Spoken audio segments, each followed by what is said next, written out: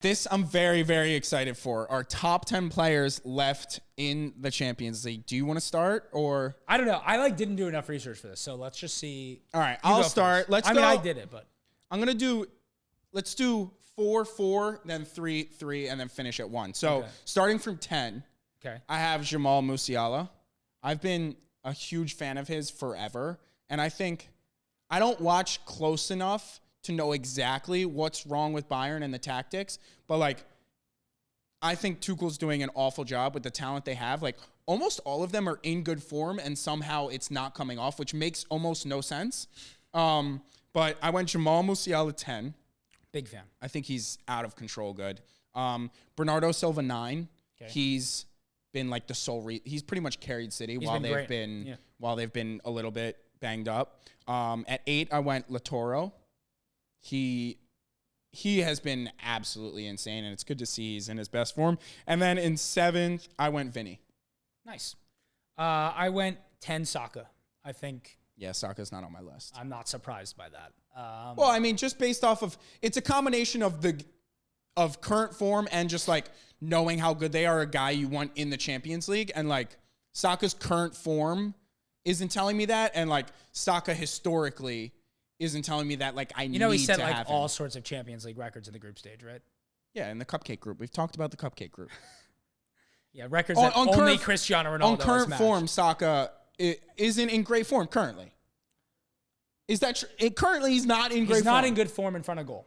Right, which is... the beauty of Bukayo Saka is he's so much more than a goal scorer. Which is fair, but like... always has been. Yeah, I just didn't include him. At 9, I have Rodri.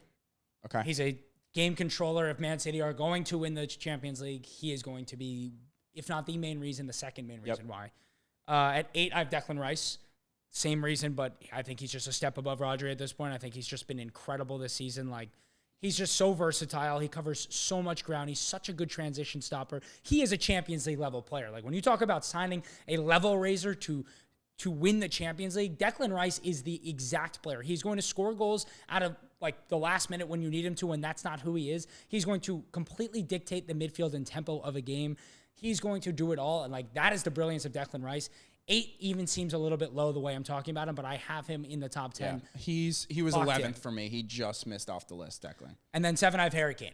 I think that is. I'll just let you go. You want him to be higher? I mean, you're saying there's 6 better players in the world right now going into the Champions League? I have 6 players higher in the world who are playing better football right now, or are I consider better than Harry Kane. Okay. And I think Harry Kane's having a great season. I just think, Bundesliga is a little bit of a farmer's league. Let's see what he can do in the Champions League. Let's see if they can make sure not to crash out early and lose Tuchel his job. I think 7 is plenty high for Harry Kane. All right. 6 through 4, I had Rodri at 6. Okay. I have him just a little, based off of historic performances, especially in the Champions League, and just how important he is to City.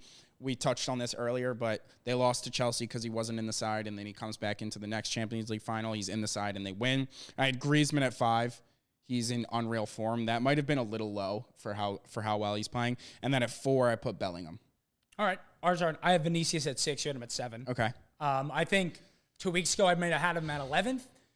Next week I might have him at 2. Yeah, he's a volatile, but right now he's in great form. He's in great form. 5, I have Griezmann as well. Okay. I wanted to put Griezmann like 2 for the content, but the more I kept making the list, he kept sliding down. Yeah, you have to. But yeah, I mean, if Atletico Madrid are going to make a run, it's going to be on Griezmann's back. And Morata's in great form. Yeah, and they're all the whole obviously team's he's not in really making the form. list, but yeah. And then at 4, I have Erling Haaland, who is going to be back and firing. He's one of the best Champions League players of all time. Yeah. Already. That might be a bad omission from my list that I don't have Haaland in my top 10. And that could be extreme recency bias coming off injury. Like, did I forget? Obviously, I didn't forget about him. Ranking players in any sport is like, what are you ranking them off of? What they've done the last 5 years, what they've done this year, what they've done in the last 2 weeks. No, it's who I would want going into the... Right. So it might be a bad omission, but then my top 3 is Harry Kane, De Bruyne, and Mbappe. Bellingham, De Bruyne, and Mbappe. Okay. Yeah, I think...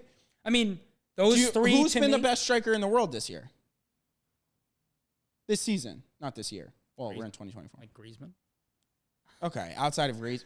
But like you say, Griezmann, but Harry Kane has... like probably double the goal involvement. Who's leading the Golden Boot race in the best league in the world? That's who the best striker is. Which is? Haaland. Yeah. Is Salah not taking over him yet? No, I don't think so. No? Now Salah's out for 28 days, his agent said, or something like that. I love when the agent comes out and it's like, it's much worse than we feared. It's 21 to 28 days. What if it's 29 days? What kind of weird, like, I know that's like, that's 3 to 4 weeks. Yeah. That's a bizarre way of saying it. Yeah, that is a bizarre way like, of saying it. Like, you put the expectation now that, like, at 28 days, he's back. So you didn't have Bernardo Silva in your top 10? No. It was kind of between him and Rodri for me at 9, and I went Rodri. Yeah, I just think putting Saka over someone like Lautaro right now is like... But, like, that's what I was asking when we were deciding we're doing top 10. If I were to create an 11 right now to go win the Champions League, Lautaro Martinez wouldn't be in the top 7 options at striker. How is he not in your top 7? Based off of his current form, you wouldn't want... But it's based off his current form and what he's capable of, and what we've seen in big matches in the international and national stages is that he has failed to score goals from easy positions in the time that his team needed him. We've seen that. There's a reason he's never made the big move from Inter Milan. He's always been rumored to be making it. I'm sorry, if I'm going to go make a Champions League 11 right now, Lautaro Martinez is not even on the C team. Bukayo Saka's starting at right wing for me. Saka's starting at right wing. You don't have another right winger on this list. I don't. I have Vinny. Right wing is a very, very, very... No, I'd probably play Bernardo Silva at right wing over Saka. Well, then you're just talking about what it's a different style. Correct. Yeah.